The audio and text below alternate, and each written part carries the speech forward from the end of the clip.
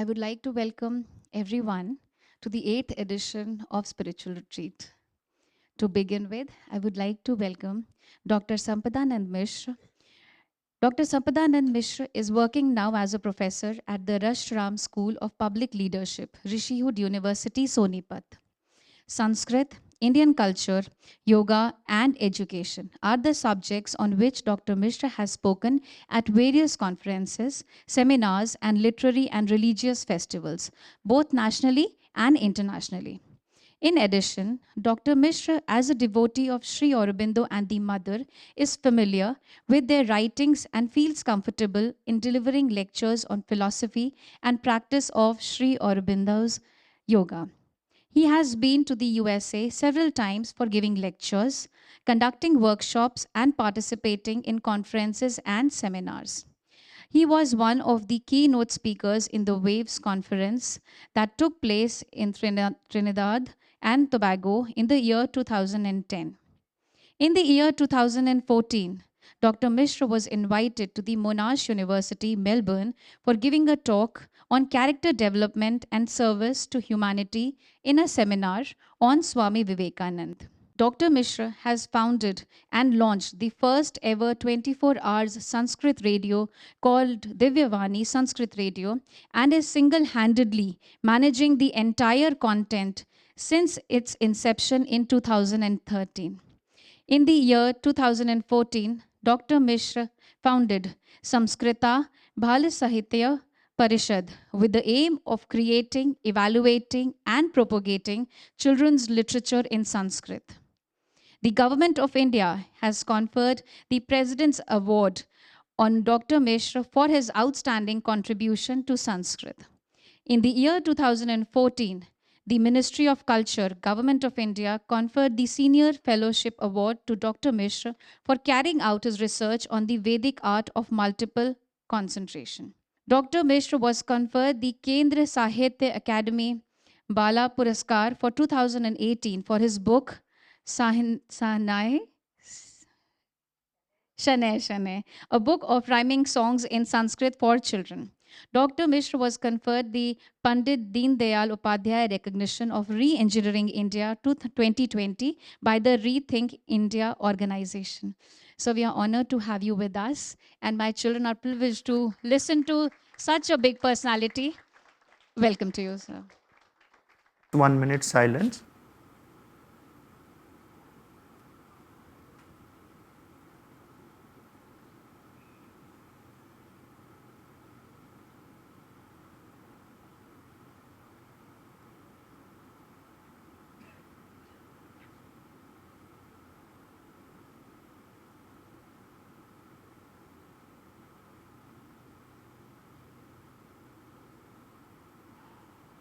This is the 8th edition of the spiritual retreat. So you all have decided to be a part of this spiritual retreat on your own, or you were forced to be a part of this? On your own? Happily? Little bit of force. Okay. So how many of you have joined with little bit of force? Fully? Only one? When you have joined it on your own, what actually inspired you to join this? Like you decided, because there are so many students, only you all decided to join. What inspired you to join this spiritual retreat for 5 days? The things we will learn here, and we will learn the spirituality and more things here. Okay. I joined this because the theme of our school is conscious transformation. So I thought the spiritual retreat would lead us on a path which could encourage this conscious transformation in myself. Beautiful. I came here to understand the meaning of life more deeply. Meaning of life? More deeply. Okay. Very beautiful. So, as we all know that our school focuses on consciously transforming ourselves, and I got to know that the topics here were the Veds, Upanishads, knowing about Sanskrit more, and how to evolve into better people towards perfection by becoming a higher version of ourselves. Okay. Very good. the talks which were previously shown to us on the screen, I find them really insightful and they're really valuable to me. And they have inspired me to join the spiritual retreat and to consciously transform myself. I decided to join the spiritual retreat because there are some flaws in me, and to remove those flaws, to become a better version, I need to know myself, and I can know myself by being here, by understanding the Vedas and Upanishads and about myself. Very good. So to be honest, sir, this is my third spiritual retreat. In my first spiritual retreat, I came here because I thought it would be a fun experience in which I will get to stay in school. But when I came here, I listened what is happening over here. I realized there's something deeper inside me. And to find out that, I joined the Gita class later, and then I started doing spiritual retreats each year. This is my third time in retreat. Every time I have attended the retreat, I have seen some change in me, some conscious change. And that change has inspired me to attend the spiritual retreat 3 times. Very I'm also here for the third time, and I'm really grateful for that. The first time I joined, I was not at all knowing about conscious transformation. So the first time I learned about conscious transformation. The second time I learned how to connect with that divine force, that is, remember, offer, and invite, continuously, constantly, and consciously. And so third time I aspire to learn something new. Very good. I am attending this retreat because there was a spirit of exploration within for the topics related to Vedas, Upanishads, and Savitri. Beautiful. Sir, I am attending this retreat basically to get a deeper knowledge and level of understanding of Sri Aurobindo's philosophy, what he has mentioned in Savitri, what has been mentioned in his books. Because, sir, I have been hearing from Savitri from grade 8, and there was also a recitation about Savitri. At that moment, I was not able to get it, but seeing the theme of the retreat, I thought that this is going to be the best moment for me so that I can dive deeper into the philosophy of Aurobindo, of Sri Aurobindo ji, and get a better learning of Savitri. Sir, as we all are on the journey of conscious transformation, so every year the retreat is like a catalyst. It speeds up the process of the conscious transformation for me. That's why I'm here. Very good. Last year when I attended spiritual retreat, I got to know about a lot of new things that were veiled from me. So to unveil that, I came again to the second time. This is my second time in the spiritual retreat, and in the first time I learned how we have to become the bow of the divine, with which we can be the perfect being, so that the divine can shoot his arrow and transcend the human, and the humans can become perfect. Beautiful. Like we are taught, like there are 4 houses: perfection, wisdom, strength, and harmony. So like when we come to spiritual retreat, we can inculcate all those qualities in us. So like every time we come in spiritual retreat, we become more perfect to reach the divine. Also, like when I saw that we were being taught about Vedas and Upanishads, I do not know about them like from previously. So I was curious to know about them more. Some of you have attended it first time, second time, third time, and some of you are attending it for the first time. But all of you, I am giving you one exercise also, which you will do, each one of you. So by the end day, like when you have your presentation, so you have to present the meaning and significance of your name. Okay, please note it down, think about it, get in touch with your teachers, dictionaries or whatever, and then check it with me also. Like if you have doubt, I am here for next 5 days. So by the end of this retreat, you know the meaning and significance of your name, and then note down, once you have understood the meaning of your name, so what are you going to do in life in alignment with the purpose of your life and the meaning of your name, meaning and significance of your name. So that's one important exercise that you all have to keep doing and then present it at the end, right? So now this particular retreat, for the first time, we have divided into 4 major groups. Every day is dedicated to something deep. The first day is dedicated to the Veda. second day is dedicated to the Upanishad, third day is dedicated to the Gita, and the fourth day is dedicated to Savitri. So the whole journey, this is what was the vision. Like we start with the foundation, the Veda, how the life was seen, lived, the truth was realized in the ancient time, and what is recorded, what was the process of that realization, and what was the consequence of that realization as recorded in the Veda, how it is deepened again, that realization in the Upanishad, how it is made simple and practical in the Gita, and then how Sri Aurobindo has presented it in his Savitri, giving us the Veda of the future. Because we cannot remain in the past, remain in the present. Past is the foundation which we need to know. So the Veda, Upanishad, the Gita, they are giving us the past. Present is our life, present is the material, okay? And then future is the goal, right? So we cannot have a bright future without having a strong foundation.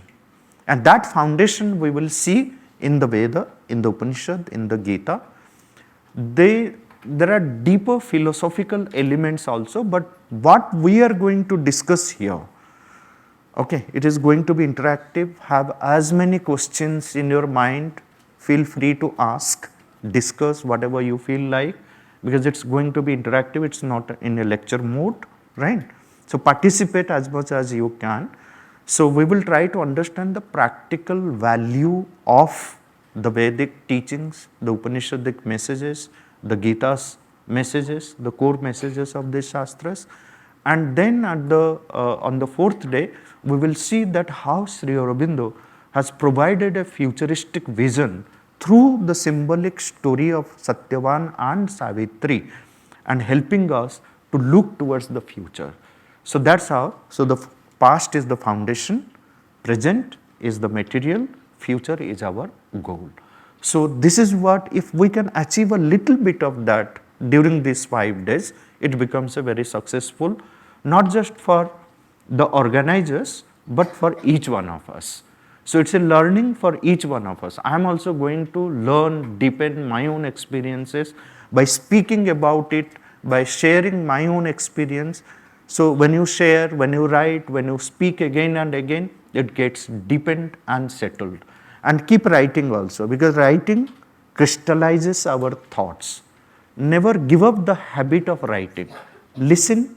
Listening is very important, because that is what is called Sushrusha. Spell the word, pronounce it, Sushrusha. So Sushrusha is what? The desire, an intense aspiration to listen. If you do not have the habit of listening, you cannot gain anything. So whenever you are in the class, someone is speaking, listen to it attentively. Very attentive listening, and the aspiration to listen attentively, deeply, is called Sushrusha. If someone doesn't have Sushrusha, the Shastra, the scriptures, the Rishis, those who have given us the Shastras, they say that the truth should not be revealed, the knowledge should not be given to someone who doesn't have the willingness to listen. So are you all ready to listen? Yes, sir. Okay. What is that S? Yes, 100%, 99%. So say it loudly. Okay. Are you ready to listen? Yes. Very good. So develop this power of Sushrusha in you. And then first listen, then write it down, then don't give it up, contemplate on it. Come back to it again and again. So that will deepen your own experience.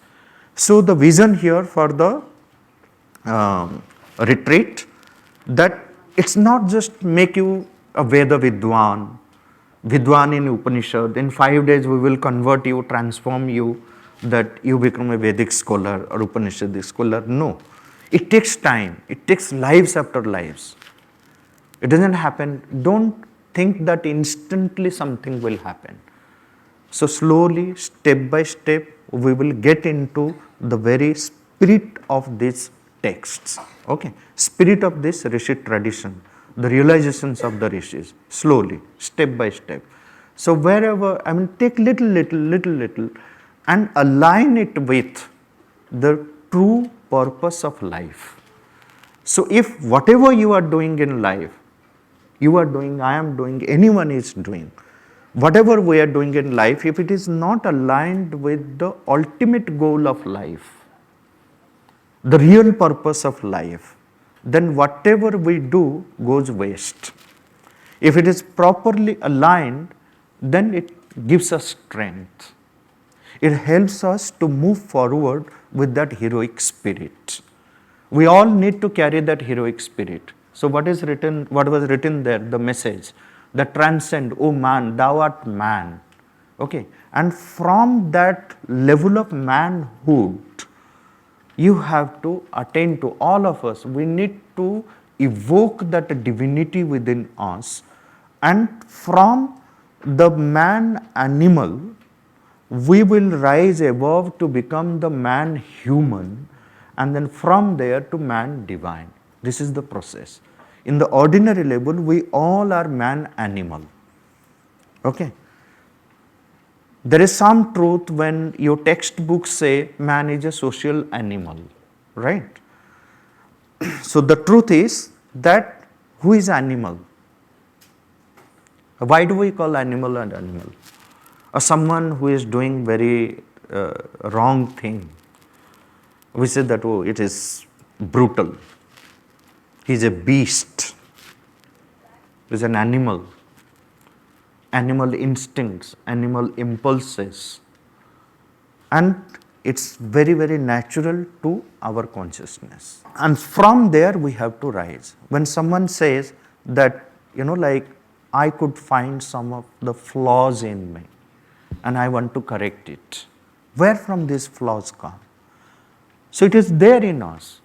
So the purpose of life is, if you are aware of it, say, in the Mahabharata it is said that if someone recognizes one's own fault or flaws within oneself, he says he is the guru of all gurus. He has to be respected as guru of all gurus because someone has recognized one's own flaw within.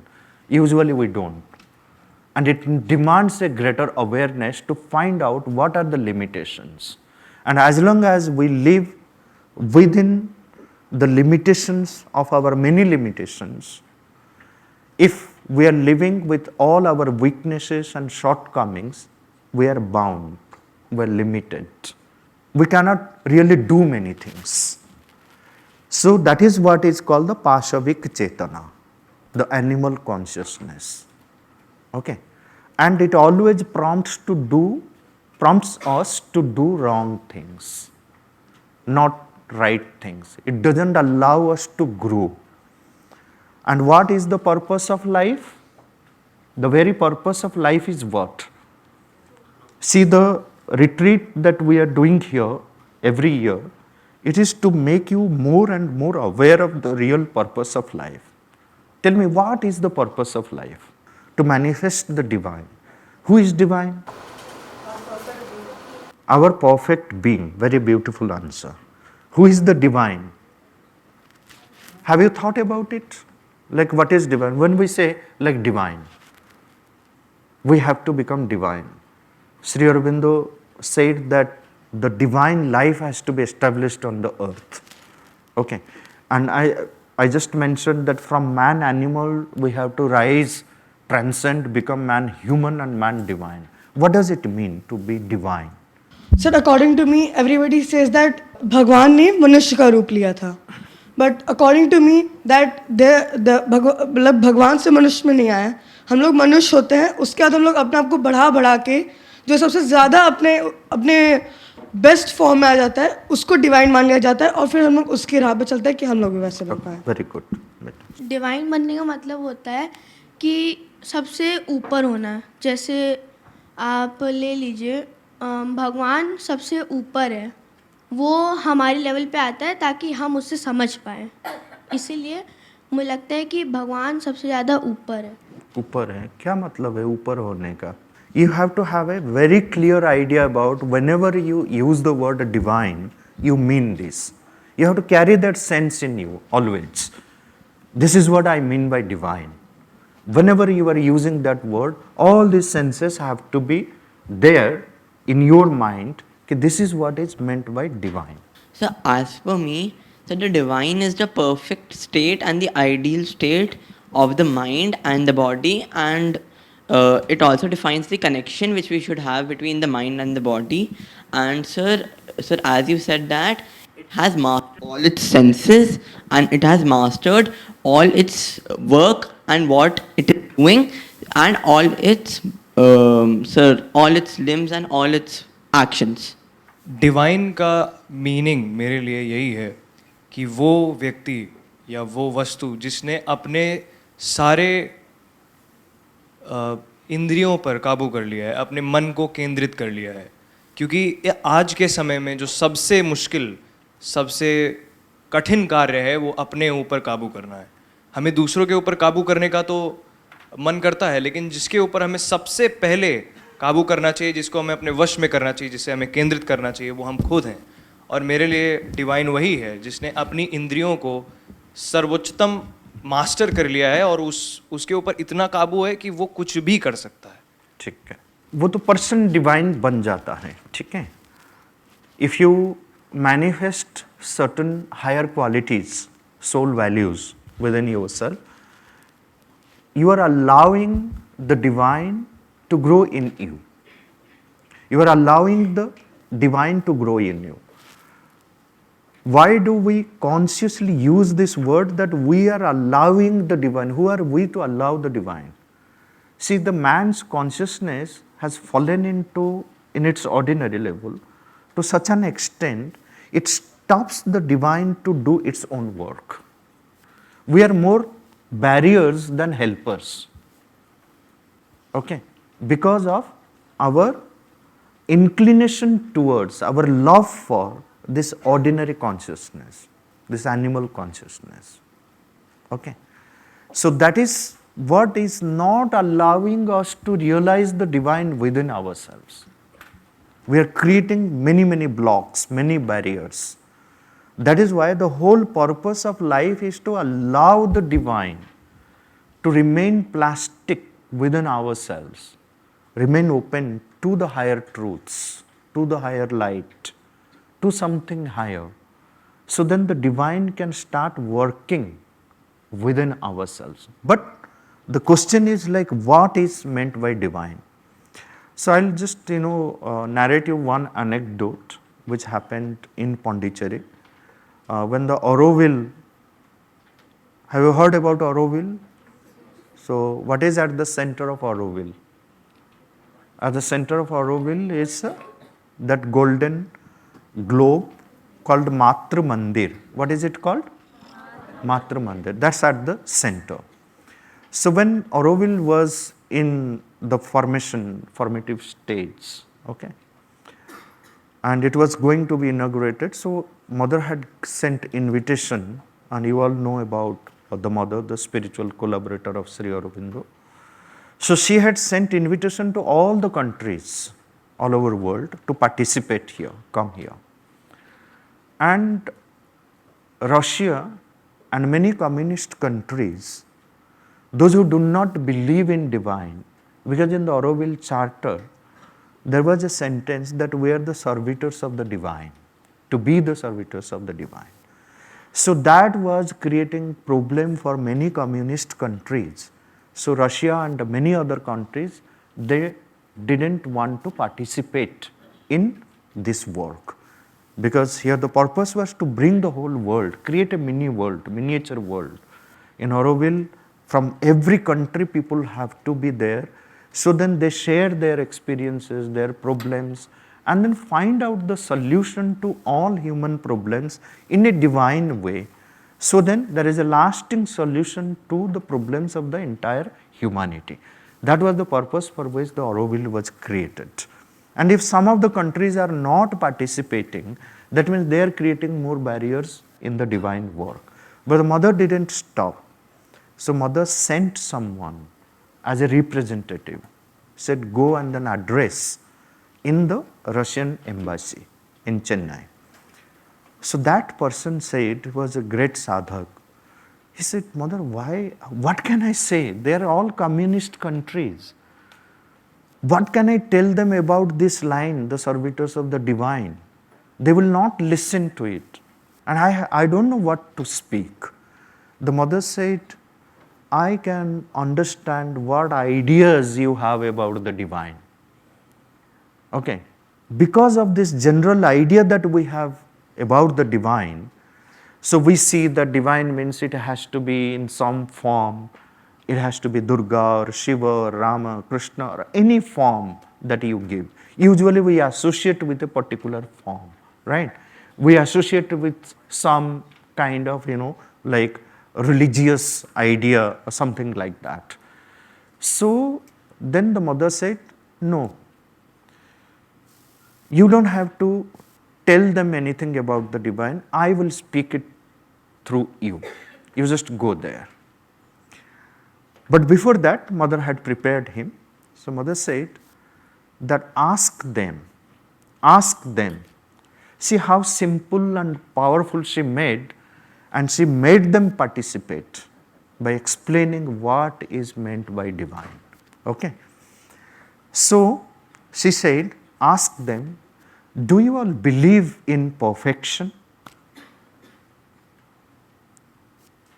First question, do you all believe in perfection?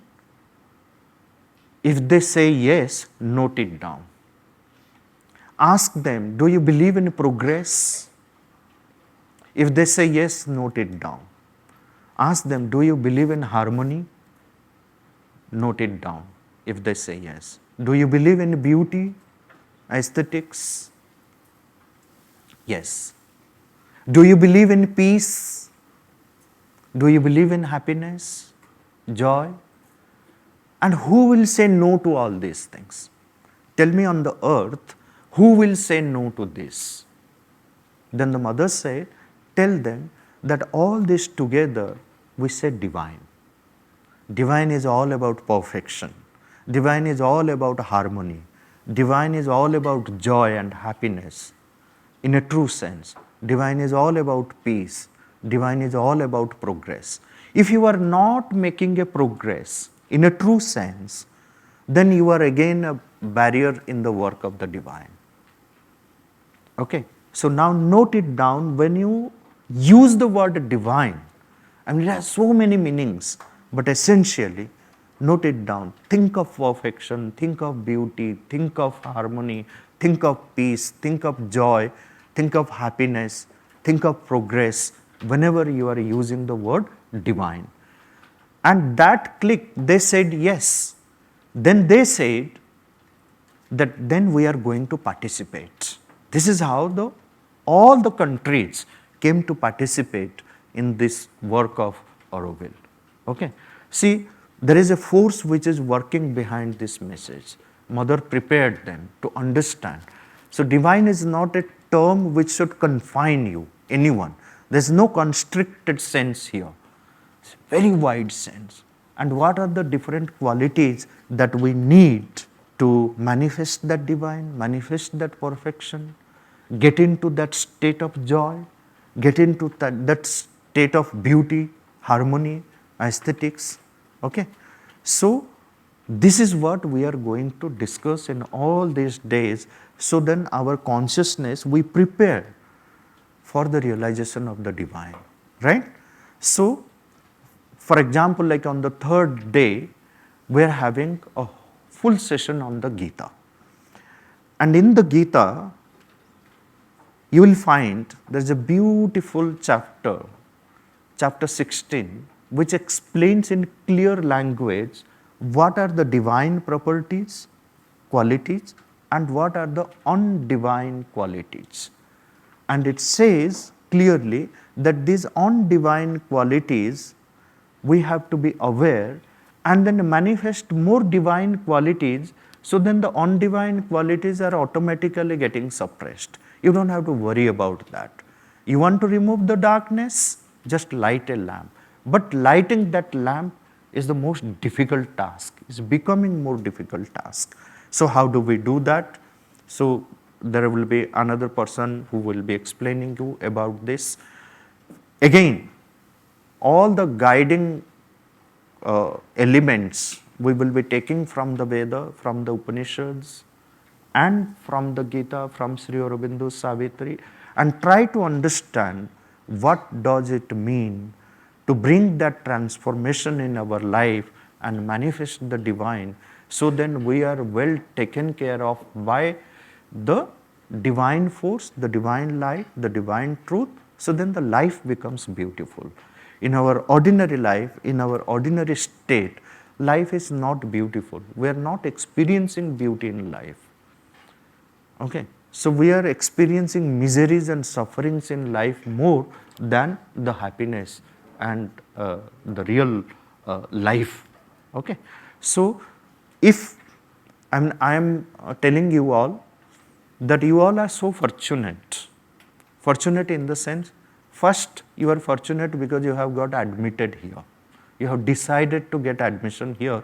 No school, I have been visiting to hundreds and thousands of schools and gurukulas, but the systematic way by which this whole, purpose of transformation through various kinds of programs, not just for the children, for all the people who are working here. There is a conscious process of bringing the transformation through the education. Please remember, it's a school which is not confined to schooling alone. It is concerned about education. Okay? And there is a whole lot of difference between